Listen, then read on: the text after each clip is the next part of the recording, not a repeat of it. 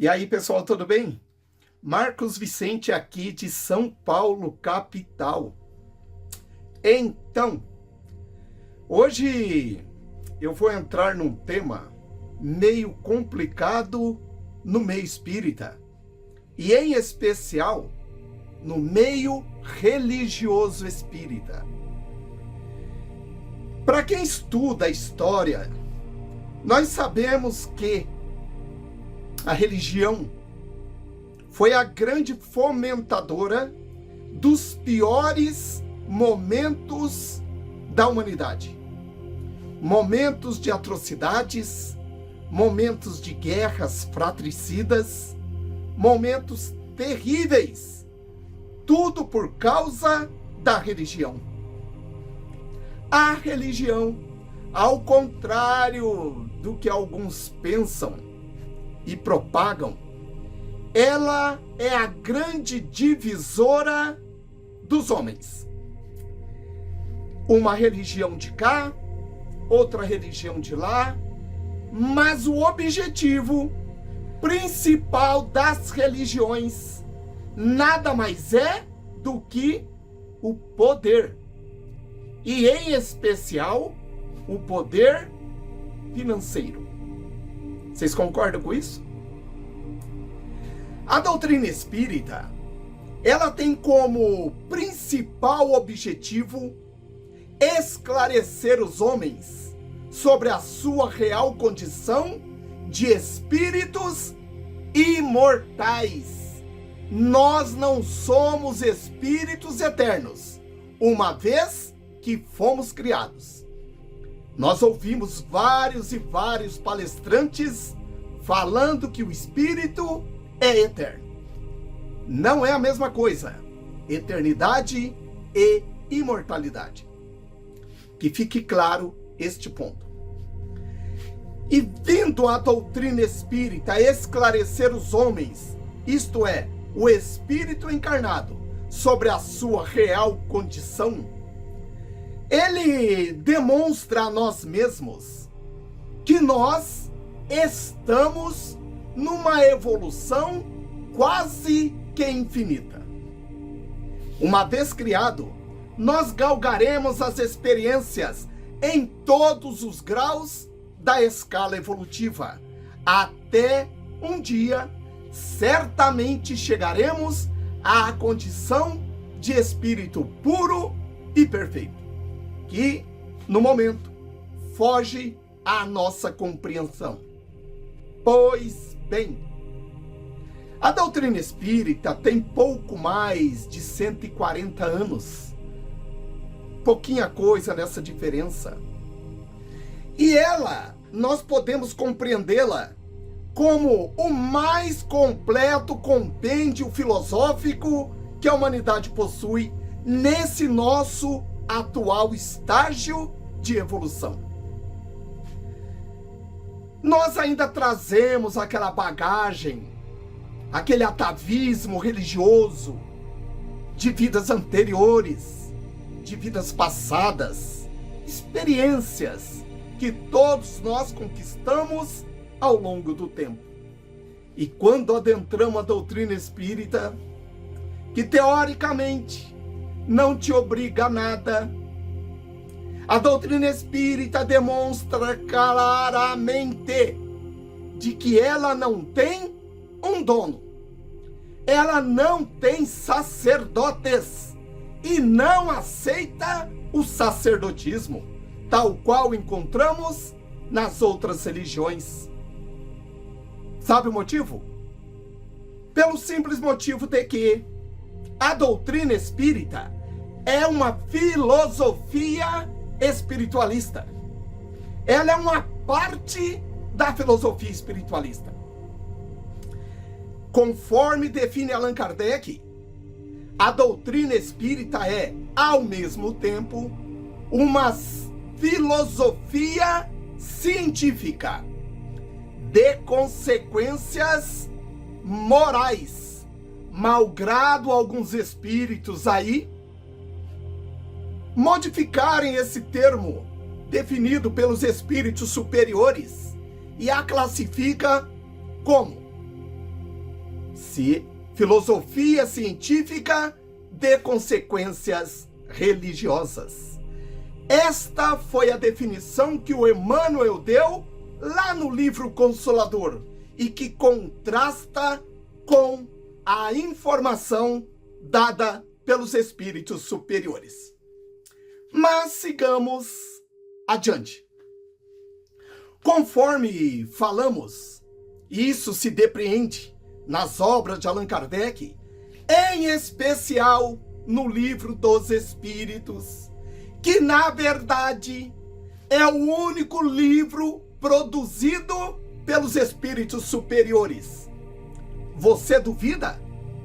Dê uma olhada lá na introdução do Livro dos Espíritos, Prolegômenos, e vejam e compreendam o que os espíritos dizem sobre a obra por eles criada. Voltando ao nosso assunto, quando nós adentramos a doutrina espírita, essa doutrina libertadora de mentes, nós ainda trazemos o atavismo religioso que por séculos e séculos fez parte da nossa vida. Aí queremos criar um nicho sacerdotal no meio espírita. Por que eu estou dizendo isso?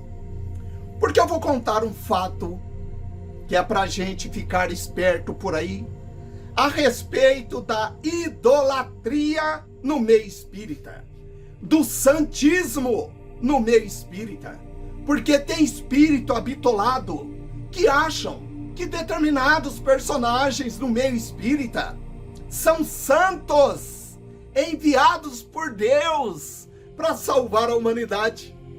Ó, tantãs da cabeça, falta de estudo, falta de informação espírita.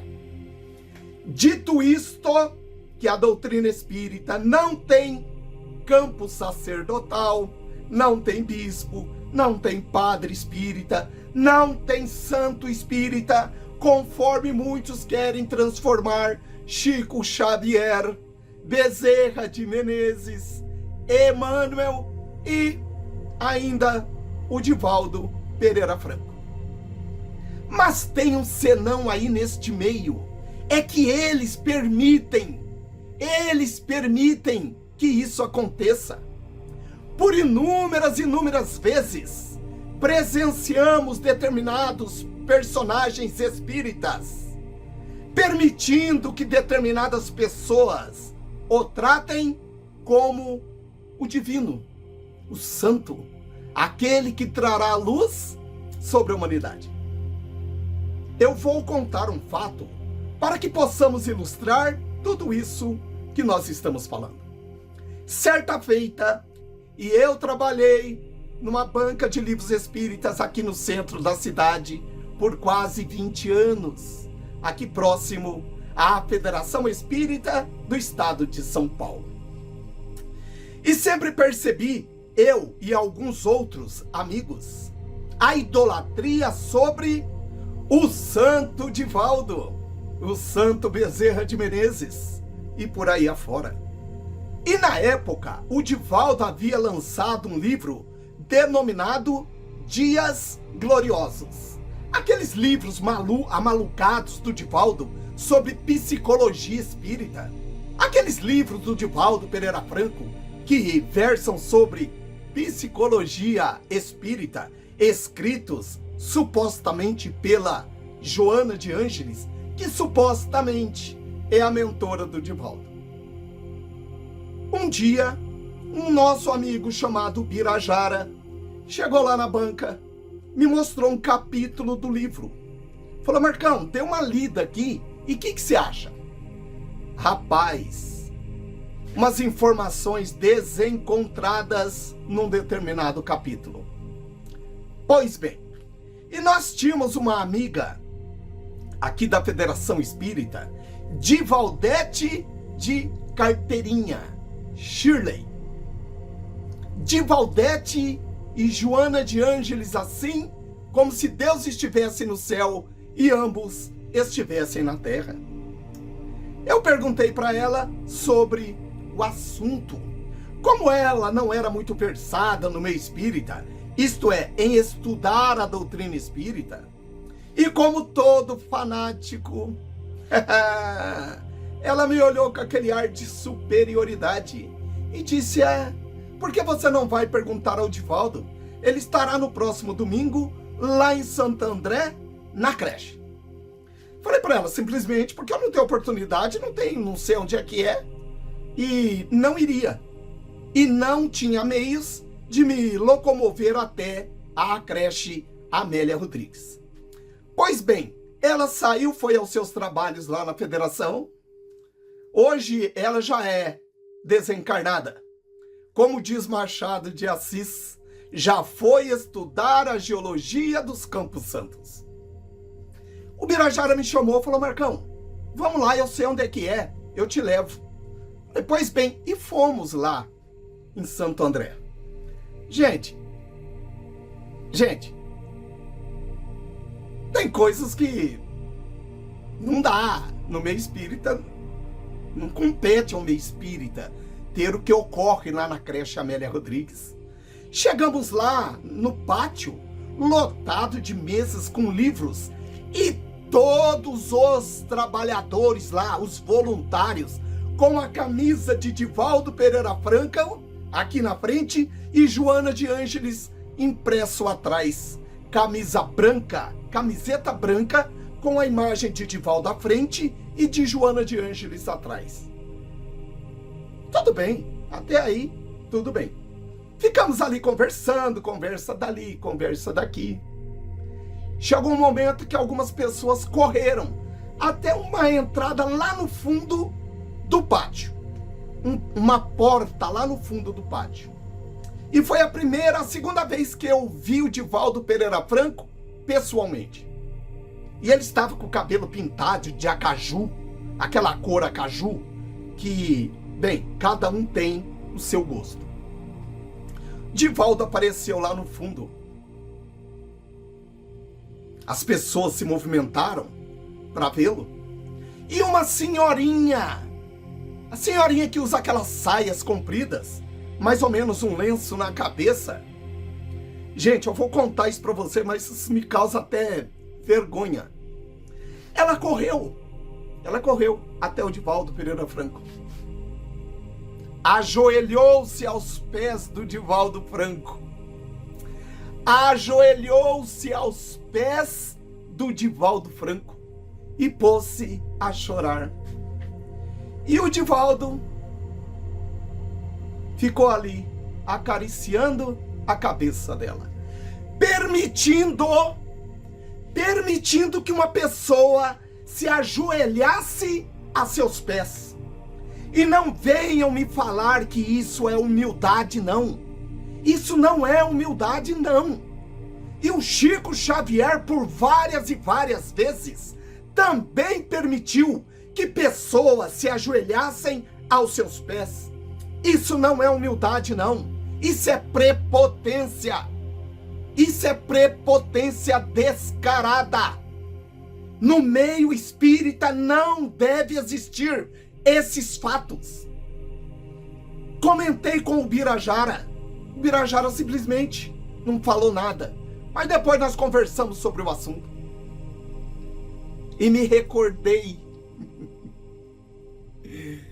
que lá, no Atos dos Apóstolos, existia um determinado rei que fazia os seus trabalhos ali no seu pequeno reinado. E ele já havia se convertido ao cristianismo. E o Pedro, seguidor de Jesus, ou suposto discípulo de Jesus, ele estava muito afamado naquela época. E chegou um mensageiro a este rei, avisando ele que o Pedro estava ali nas redondezas do seu reino. Ele pediu que o emissário fosse até o Pedro, convidando-o a vir ao seu reino. Dias depois, Vocês imaginam como era a situação de transporte àquela época? Tempos depois, o emissário voltou, avisando ao rei que tal dia o Pedro estaria indo visitá-lo lá no seu reinado. Prestem bem atenção no que eu vou falar agora. Vocês podem ir lá no Atos dos Apóstolos. Certo momento, o Pedro se aproximou do reinado. O rei, deixando os seus afazeres, correu em direção ao Pedro, se prostrou aos seus pés. O Pedro, rapidamente, sem pestanejar, levantou aquele homem, dizendo a ele: levante, meu irmão, porque eu sou apenas um homem. Levante, meu irmão, porque eu sou apenas um homem. Fique aí a reflexão dessa citação dada por mim sobre o que está acontecendo no meio espírita. Idolatria de determinados espíritos, de determinados desencarnados. Porque o problema não é eu idolatrar alguém. O problema é o outro se colocar na condição de santo. Entenderam? Porque a responsabilidade é nossa. Seja encarnado ou seja desencarnado. Os espíritos desencarnados nada mais são do que homens sem corpo físico. Nada mais do que isso. Não é pelo motivo de estarem na erradicidade que eles sabem mais do que os encarnados. Muitos sabem muito menos. E quando eles pegam esses fanáticos desavisados, intentam dominar aquele pobre coitado nos processos de obsessão, nos processos de fascinação e nos processos de subjugação. Eles se colocam a esses pobres coitados como se fossem deuses santos. Tenhamos cuidado com isso. Nessa nossa condição de expiações e provas, onde nós temos um passado enorme a corrigir, ninguém é melhor do que ninguém. Todos os que encarnam aqui nessa condição de expiações e provas é porque tem dívidas para com ele mesmo. Porque segundo os espíritos, a lei divina, ela está inscrita na consciência do homem. E da consciência ninguém pode fugir. Espero ter levado a vocês essa reflexão e que possamos caminhar juntos rumo a esse infinito de aprendizado. E que estudemos o livro dos Espíritos para deixarmos essas questiúnculas ultrapassadas. Um grande abraço e um imenso beijo no coração de todos.